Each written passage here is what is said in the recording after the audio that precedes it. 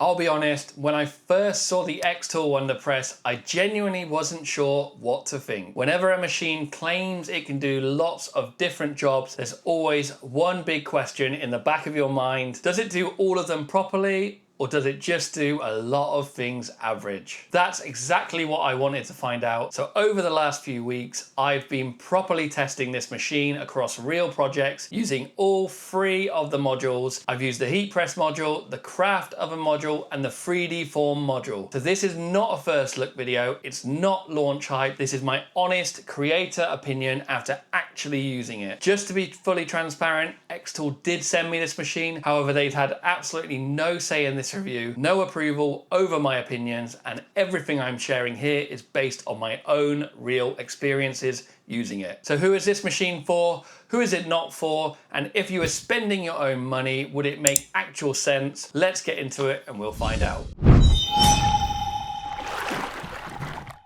So what is it? The xTool WonderPress is a modular all-in-one creative heat system. Instead of buying multiple separate machines, the idea here is that you run one base unit which can assist having 3 different multiple modules depending on what you want to make. The 3 core modules are the heat press module, the craft oven module, and the 3D form module. That means shirts, flat transfers, mugs, tumblers, curved sublimation, vacuum forming, mold making, curing workflows, heat bending, and more, all from one system. At the time of filming, the Kickstarter bundle is around $599. That is still a lot of money, but it starts to make more sense when you look at the range of things this one system can actually do. Just a quick reminder, this is a Kickstarter campaign, so as with any crowdfunding project, there is always an element of risk. That said, xTool are a very well established company with a strong track record, so personally I'd feel very confident in the fulfillment. So let's discuss the size and workspace reality. In real world terms, the machine itself is around 56 centimeters front to back, 42 centimeters wide, and around 41 centimeters tall. So yes, it fits on a desk, but this is not a tiny little machine. When the front tray is fully extended, the total depth becomes roughly 95 centimeters. So if you're using this in a smaller room or on a shallow desk, you'll want to factor in front clearance. The spare modules are also roughly 40 by 40 centimeters and around 10 centimeters tall. Yes, they are manageable to store, but you'll definitely want a shelf, cupboard, or nearby workspace for them. So how does the modular system work? Well, it's one of the smartest parts of the WonderPress because the modules actually swap over. This isn't a frustrating bolt-on system with tools and screws. It's a clearly designed system for normal users. The modules locate centrally into the base unit, they lock in securely,